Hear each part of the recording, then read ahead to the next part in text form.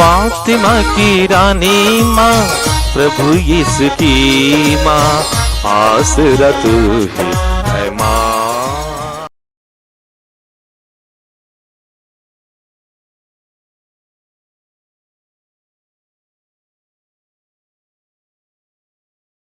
पहला पाठ नबी यिर्मयाह का ग्रंथ, अध्याय 11, पद संख्याएं 18 से 20 तक।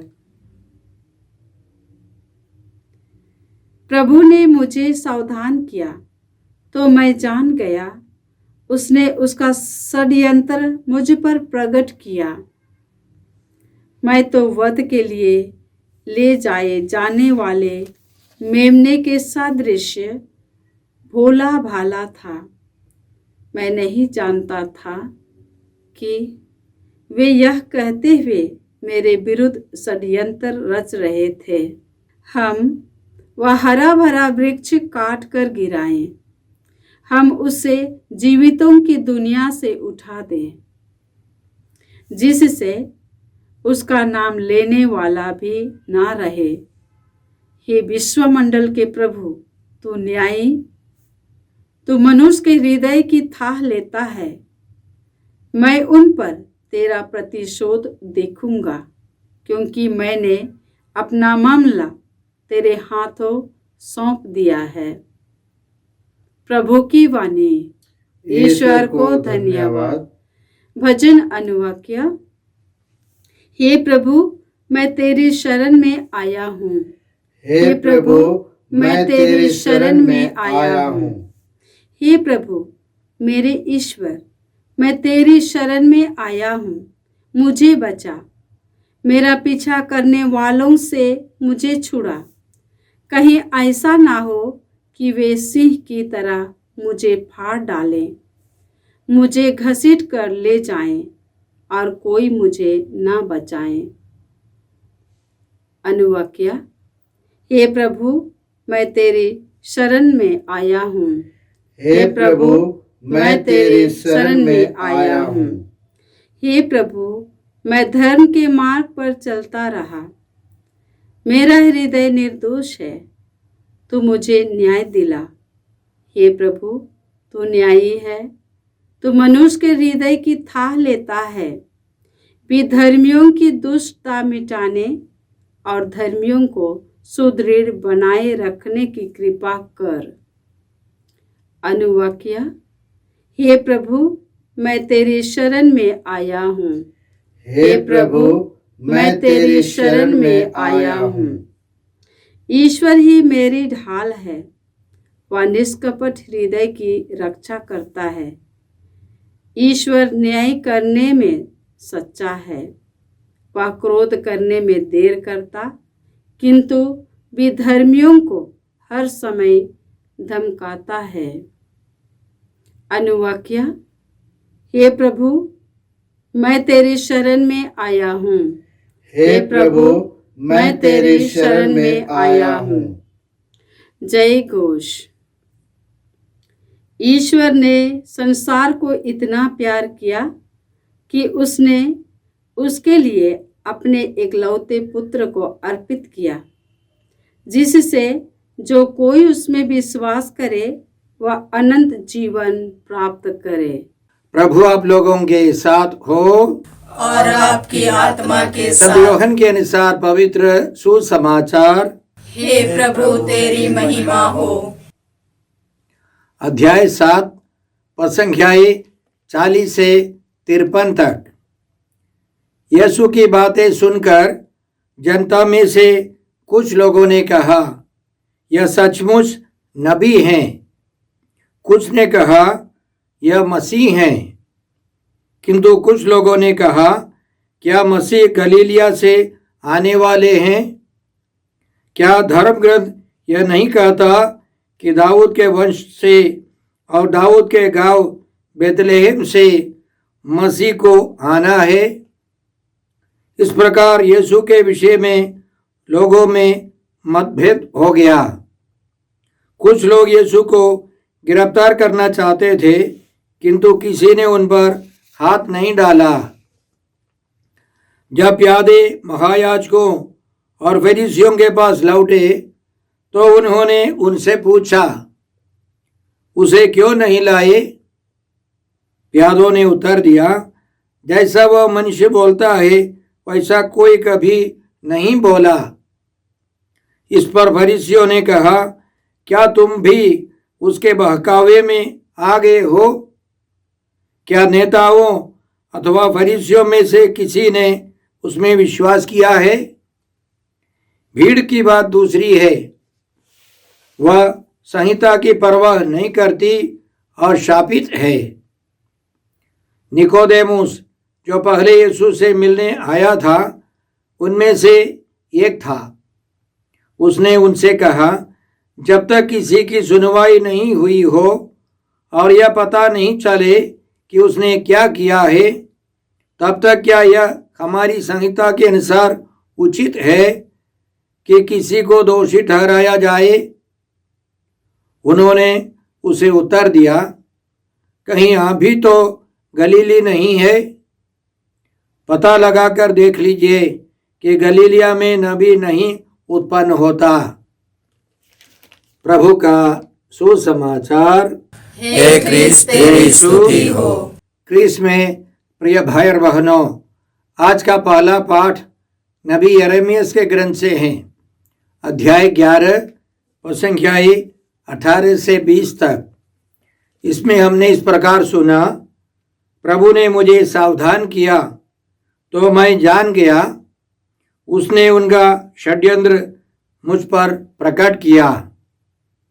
मैं तो वध के लिए ले जाए जाने वाले मेमने के सदृश भोला भाला था।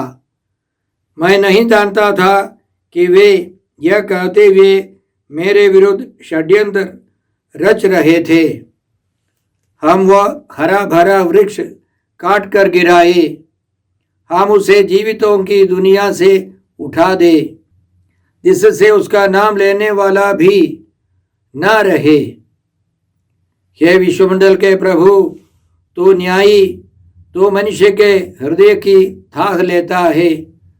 मैं उन पर तेरा प्रतिशोध देखूंगा, क्योंकि मैंने अपना मामला तेरे हाथों सौंप दिया है। तो नबी सबसे पहले हमको यह समझाता है, ईश्वर ने सावधान किया, नबी को सावधान किया। नबी को यह रहस्य प्रकट किया है कि दुश्मन उसको मार डालने के प्रयास में है, वे साजिश बना रहे हैं और नबी महसूस कर रहा है वह लाचार है। वध के लिए ले जाए जाने वाले मेमने के समान है और उनका षड्यंत्र है कि नबी को मार डाला जाए। हम इससे क्या सीखते हैं? दुनिया में कोई भी व्यक्ति अच्छा करे, बहुत सारे लोग उस व्यक्ति का विरोध करेंगे। यह शैतान नहीं पसंद करता है, इसलिए शैतान कई लोगों को प्रेरणा देगा ताकि लोग जुटकर उस नबी को, उस अच्छे व्यक्ति को तंग करे, या संभव है यहाँ तक उसे मार डाले। इतिहास में देखिए कि नबियों को, ईसा नबी को, यिर्मयाह नबी को और अन्य सभी नबियों को बहुत सहना पड़ा। उन सबों पर बहुत अत्याचार किया गया, वे सब सहते गए प्रभु के लिए।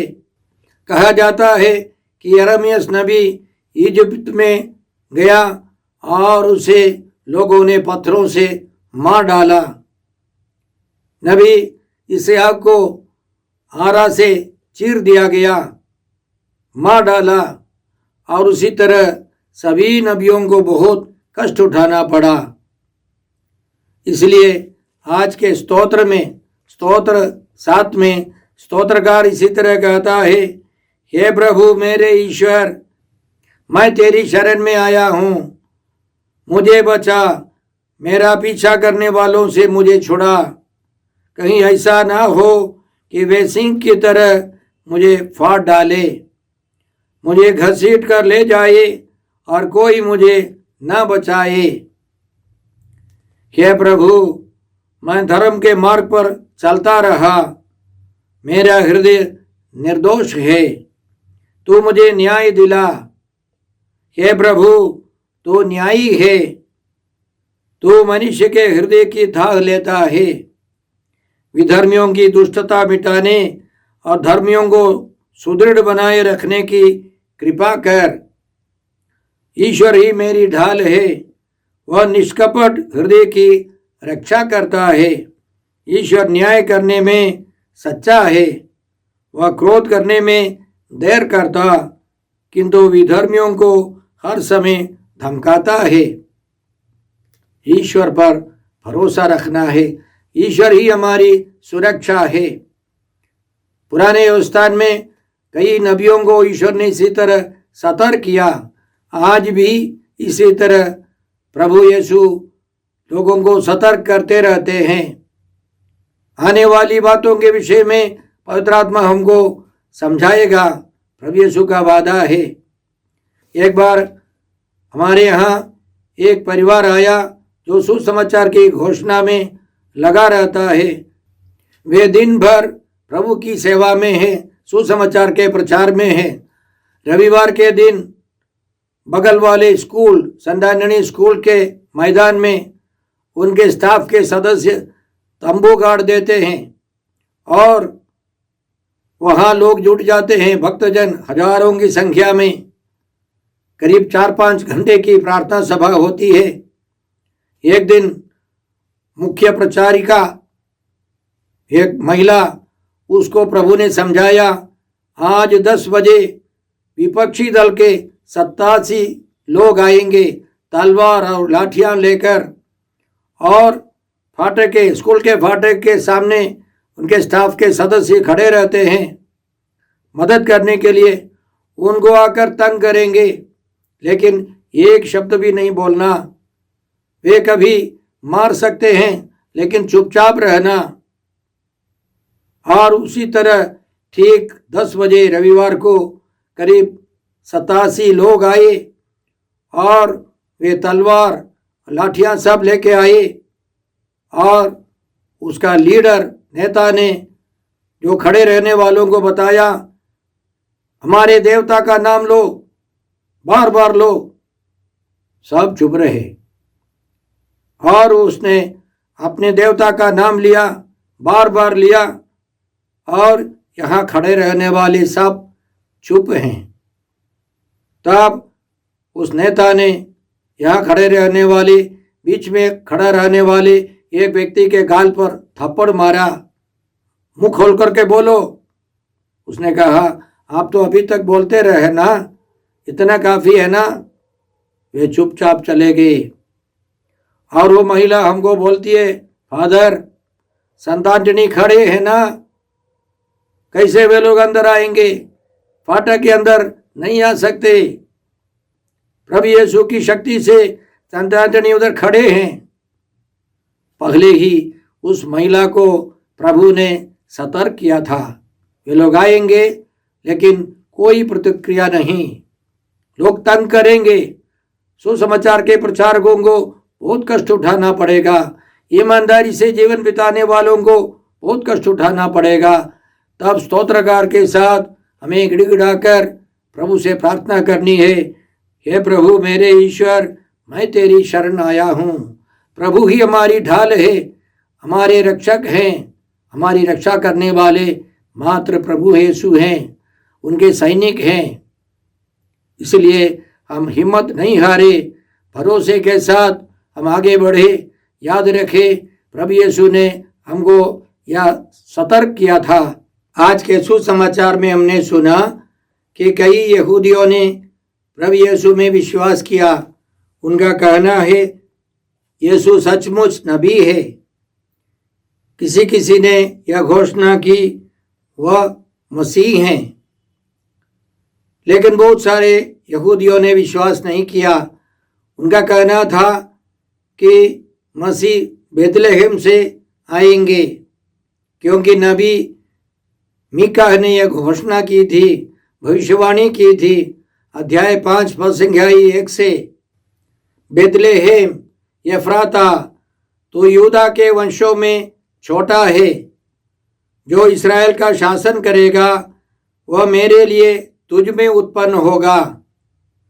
उसकी उत्पत्ति सुदूर अतीत में अत्यंत प्राचीन काल में हुई है, इसलिए प्रभु उन्हें तब तक त्याग देगा जब तक उसकी माता प्रसव ना करे। तब उसके बचे हुए भाई इस्राएल के लोगों से मिल जाएंगे। वह उठ खड़ा हो जाएगा। वह प्रभु के सामर्थ्य से तथा अपने ईश्वर के नाम के प्रताप से अपना झुंड चराएगा। वे सुरक्षा में जीवन बिताएंगे, क्योंकि वह देश के सीमांतों तक अपना शासन फैलाएगा और शांति बनाए रखेगा। तो बहुत सारे इस्राएलियों ने विश्वास किया मसीह बेथलेहम से, दाऊद राजा के गांव से, शहर से आएंगे। सचमुच यीशु का जन्म बेथलेहम में हुआ था, लेकिन उनका पालन पोषण गलीली के नाजरत गांव में था। इसलिए लोगों ने सोचा वो गलीली हैं। इसलिए बहुत सारे लोगों ने यीशु का तिरस्कार किया। आज के सुसमाचार में हमने यह भी सुना कि कुछ लोगों ने यीशु को गिरफ्तार करने के लिए प्लान बनाया। उन्होंने योजना बनाई, लेकिन किसी ने उन पर हाथ नहीं डाला, क्योंकि यीशु स्वयं अपने लिए अर्पित करने के लिए आए हैं। संत मत्ती के सुसमाचार अध्याय 5, 6 और 7 में यीशु का पहला प्रवचन है, स्वर्ग राज्य की शिक्षा है। अंतिम में संत मत्ती इसी तरह लिखते हैं, अध्याय 7 पद संख्याएं 28 और 29 में, जब यीशु का यह उपदेश समाप्त हुआ तो लोग उनकी शिक्षा पर आश्चर्यचकित थे, क्योंकि वे उनके शास्त्रियों की तरह नहीं बल्कि अधिकार के साथ शिक्षा देते थे। यीशु की शिक्षा अधिकार के साथ शिक्षा थी। यीशु ईश्वर के पुत्र शक्ति और सामर्थ्य से, अधिकार से बोला करते थे। इसलिए यादों ने यीशु को गिरफ्तार नहीं किया। तो फरीसी और नेताओं ने उनका तिरस्कार करते हुए यह कहा, क्या नेताओं अथवा फरीसियों में किसी ने उसमें विश्वास किया है? भीड़ की बात दूसरी है, वो संहिता की परवाह नहीं करती, अशापित है। फरीसी सबके सब नहीं। अगले अनुच्छेद में हम लोग पढ़ते हैं, निकोदेमुस जो पहले यीशु से मिलने आया था, उसने विरोध प्रकट किया। कारण यह था कि यहूदियों के नियम के अनुसार विधि विवरण ग्रंथ अध्याय 1 पद संख्याएं 16 और 17 में मूसा ने न्याय करने के बारे में इसी तरह इस्राएलियों को समझाया। उस समय मैंने तुम्हारे न्यायाधीशों को आदेश दिया कि वे तुम्हारे भाइयों के दोनों पक्षों की बातें सुनकर उनका न्यायपूर्वक निर्णय करे, चाहे मामला 2 इस्राएलियों का हो, चाहे एक स्वदेशी हो और दूसरा विदेशी। न्याय करते समय किसी का पक्ष मत लो। छोटे बड़े सबके मामले समान भाव से सुनो। किसी से नहीं डरो, क्योंकि न्याय ईश्वर का है। न्यायपूर्वक फैसला सुनाना है। दोनों पक्षों के साथ पक्षपात नहीं करना है। किसी पक्ष के साथ पक्षपात नहीं करना चाहिए। दोनों पक्षों के साथ बराबर न्याय का फैसला सुनाना है। इसलिए निकोदेमुस ने विरोध किया, फरीसियों का विरोध किया और वे निकोदेमुस का तिरस्कार करने लगे। निकोदेमुस ने यह साबित किया है, सब फरीसी यीशु के विरोध में नहीं है। इससे हम क्या सीखते हैं? हम कभी कभी किसी को या किसी समुदाय को हमारा विरोधी समझते हैं। एक व्यक्ति बराबर हमारा विरोधी हो सकता है, लेकिन कभी कभी वो हमारे पक्ष में भी आ सकता है। उसी तरह किसी समुदाय में जो हमारे विरोधी जैसे लगते हैं उनमें कोई ना कोई जरूर हमारा सहयोग करेगा, हमारा सपोर्ट करेगा। और मैंने कई लोगों से ये सुना है, विरोधी पक्ष का एक सदस्य आकर पहले सतर्क करता है कि आपको इसी तरह की समस्या आने वाली है, उठानी है। इसी तरह हमारे जीवन में किसी का भी तिरस्कार नहीं करना है। किसी व्यक्ति, परिवार या समाज को हम शत्रु नहीं समझे। यीशु हमको सिखाते हैं कि सभी लोगों को हमें प्यार करना है। इस प्रकार हम देखते हैं कि सभी प्रकार के विरोधों का सामना करते हुए, कष्ट उठाते हुए यीशु आगे बढ़े। अंतिम में प्रभु यीशु ने क्रूस पर अपना जीवन हमारे लिए अर्पित किया। पिता ईश्वर की विशेष शक्ति से, पवित्र आत्मा की कृपा से यीशु जी उठे। हम लोग भी इसी तरह जीवन में संघर्ष करते हुए आगे बढ़े। हम प्रभु की कृपा मांगते हैं। हे अब्बा पिता, हे प्रभु यीशु, हे पवित्र आत्मा ईश्वर, आज के सारे पवित्र वचनों के लिए हम तुझे धन्यवाद देते हैं और प्रार्थना करते हैं कि हम सब नबी यिर्मयाह के समान, प्रभु यीशु के समान हिम्मत से आगे बढ़ सके। अन्याय अत्याचार करने वाले सब प्रभु यीशु से नई शक्ति पाए, हिम्मत से वे भी आगे बढ़े। हम यह प्रार्थना करते हैं प्रभु क्रिस्त के द्वारा। हमारे प्रभु यीशु क्रिस्त की कृपा, ईश्वर का प्रेम और पवित्र आत्मा का साहचर्य आप सबों को प्राप्त हो। आमीन।